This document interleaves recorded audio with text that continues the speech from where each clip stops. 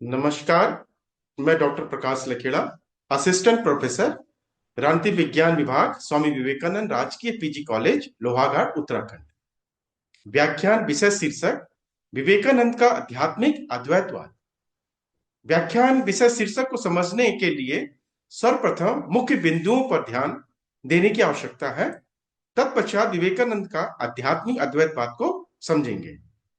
विवेकानंद का जन्म 12 जनवरी 1863 में हुआ। उनका बचपन का नाम नरेंद्र नाथ रहा है। माता का नाम भुवनेश्वरी देवी, एक धर्मपरायण महिला, एवं पिता विश्वनाथ दत्त, जो कि वकालत के व्यवसाय में थे। नरेंद्र का शैशव और बाल्यकाल यूरोपीय पुनर्जागरण काल के कला प्रेमी राजकुमार का सा रहा। उनकी प्रतिभा बहुमुखी थी और सभी दिशाओं में उन्होंने उसका विकास किया। कुश्ती, घोड़े की सवारी, तैरने और नाव खेने का उन्हें शौक था। नृत्योत्सवों में वे कलापूर्ण नृत्य करते थे और उनका कंठ बड़ा सुरीला था, जिस पर अनंत रामकृष्ण भी मुग्ध हुए। मैट्रिक की परीक्षा पास करने के बाद नरेंद्र नाथ जनरल असेंबली कॉलेज में प्रवेश लिया और एफए में पढ़ने लगे। इसी दौरान नरेंद्र नाथ ने साहित्य, दर्शन और इतिहास की पुस्तकें पढ़ी, जिसमें देकार्त का अहंवाद, स्पोंजा का नियतिवाद, हैमिल्टन का दर्शन, ह्यूम और बेंथम की नास्तिकता, डार्विन का विकासवाद, काम्टे और स्पेंसर का अगेवाद और हर्बर्ट स्पेंसर का अगेवाद। अध्ययन और आयु बढ़ने के साथ साथ नरेंद्र की जिज्ञासा तीव्र से तीव्र होती चली गई। मानव जीवन का उद्देश्य क्या है? क्या सचमुच इस जड़ जगत को चलाने वाली कोई शक्तिमान सत्ता है? इस प्रकार के अनेक सवाल उनके मस्तिष्क में उठने लगे। पाश्चात्य विज्ञान और दर्शन ने उनके मन में संदेह उत्पन्न कर दिया। कम्युनिस्ट लेखक हंसराज रहबर अपनी पुस्तक योद्धा सन्यासी विवेकानंद में लिखते हैं कि विवेकानंद के बारे में मेरी राय यह धारणा है कि हमारे इस महान देश की धरती पर उनके बाद प्रथम कोटि का विचारक पैदा नहीं हुआ। विवेकानंद ने विश्व धर्म सभा में आक्रामक रुख अपनाकर ईसाई मशीनरियों के इस दावे को झुटलाया कि ईसाई धर्म क्योंकि विजेताओं का और समृद्धि का धर्म है, इसलिए वो सच्चा धर्म है और इसी को विश्व धर्म बनाना है। विवेकानंद ने उनके इस दावे को झुटलाते हुए कहा कि क्रम विकास के सिद्धांत के अनुसार द्वैत, विशिष्ट द्वैत, अद्वैत, एक के बाद एक धर्म के 3 सोपान, 3 स्थितियां हैं। ईसाई धर्म तो अभी पहली ही सीढ़ी पर मंडरा रहा है और वह हिंदू धर्म के एक विद्रोही संप्रदाय बुद्ध मत की नगण्य नकल मात्र है, जबकि हिंदू धर्म आज से हजारों साल पहले अद्वैत की चरम सीमा तक पहुंच चुका था। विवेकानंद ने हमारे देश में लगभग वही भूमिका अदा की है जो जर्मनी में हेगल ने जर्मन आदर्शवाद को द्वंद्वात्मक सिद्धांत द्वारा भौतिकवाद के कगार तक पहुंचा दिया था। हेगल की मान्यता थी कि समाज विचार का प्रतिबिंब मात्र है और क्योंकि विचार का निरंतर विकास हो रहा है, इसलिए समाज और उसकी विभिन्न संस्थाओं का भी निरंतर विकास होता रहा है। यह विकास तब तक होता रहेगा जब तक वो अपनी चरम सीमा को नहीं पहुंच जाता। और हेगल की दृष्टि में जर्मन की तत्कालीन प्रूसियन सरकार विकास की चरम सीमा थी, इसलिए उसके आगे विकसित होने अथवा बदलने का सवाल ही पैदा नहीं होता था।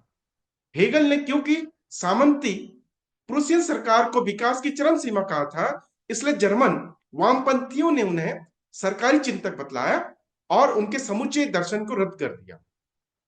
कार्ल मार्क्स ने कहा कि हेगल का दर्शन सिर के बल खड़ा है, उसे टांगों के बल खड़ा करने की जरूरत है तथा इस भूल को सुधारने की आवश्यकता है। मार्क्स ने कहा कि समाज विचार का प्रतिबिंब नहीं बल्कि विचार समाज का प्रतिबिंब है। जैसे जैसे मनुष्य ने प्रकृति के विरुद्ध अपने संघर्ष में आर्थिक और भौतिक उन्नति की है, वैसे वैसे समान और उनकी विभिन्न संस्थाओं का विकास हुआ है और उसके साथ ही विचार का भी विकास हुआ है। इस प्रकार हेगल के द्वंद्वात्मक आदर्शवाद को द्वंद्वात्मक भौतिकवाद में बदल दिया, यानी उसे पांव के बल सीधा खड़ा कर दिया। विवेकानंद तीसरे दार्शनिक पक्ष आध्यात्मिक अद्वैतवाद पर अपना मत व्यक्त करते हुए कहते हैं कि मेरे मत में बाह्य जगत की एक सत्ता है, हमारे मन के विचार के बाहर भी उसका एक अस्तित्व है। चैतन्य के क्रम विकास रूपी महान विधान का अनुवर्ती होकर वह समग्र विश्व उन्नति के पथ पर अग्रसर हो रहा है। चैतन्य का यह क्रम विकास जड़ के क्रम विकास से पृथक है। जड़ का क्रम विकास चैतन्य की विकास प्रणाली का सूचक या प्रतीक स्वरूप है, किंतु उसके द्वारा इस प्रणाली की व्याख्या नहीं हो सकती। वर्तमान पार्थिविक परिस्थितियों में बद्ध रहने के कारण हम अभी तक व्यक्तित्व नहीं प्राप्त कर सके। शिकागो धर्म सभा में भाषण देते हुए विवेकानंद ने अपने इस क्रम विकास के सिद्धांत की व्याख्या इस प्रकार की थी कि विज्ञान एक तत्व की खोज के सिवा और कुछ नहीं। जो ही कोई विज्ञान पूर्ण एकता तक पहुंच जाएगा, त्यों इसकी प्रगति रुक जाएगी, क्योंकि तब तक अपने लक्ष्य को प्राप्त कर लेगा। उदाहरण के तौर पर रसायन शास्त्र यदि एक बार उस मूल तत्व का पता लगा ले जिससे और सब द्रव्य बन सकते हैं, तो वह फिर और आगे नहीं बढ़ सकेगा।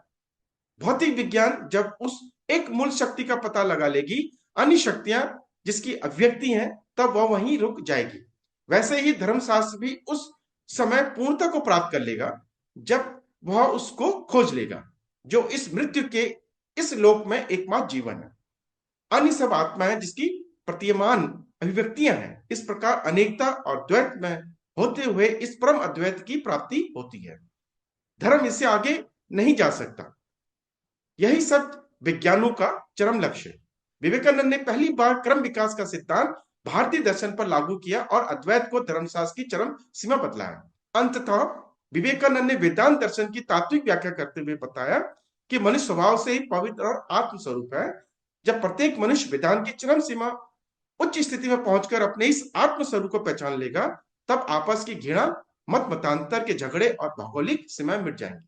आध्यात्मिक अद्वैतवाद के आधार पर एक विश्व और विश्व बंधुत्व का स्वप्न साकार होगा। विवेकानंद ने आध्यात्मिक अद्वैतवाद के आधार पर विश्व की आध्यात्मिक विजय को भारत की विदेशी नीति का प्रारंभिक और राष्ट्रीय एकता स्थापित करना अपना प्रधान जीवन उपदेश बनाया। धन्यवाद।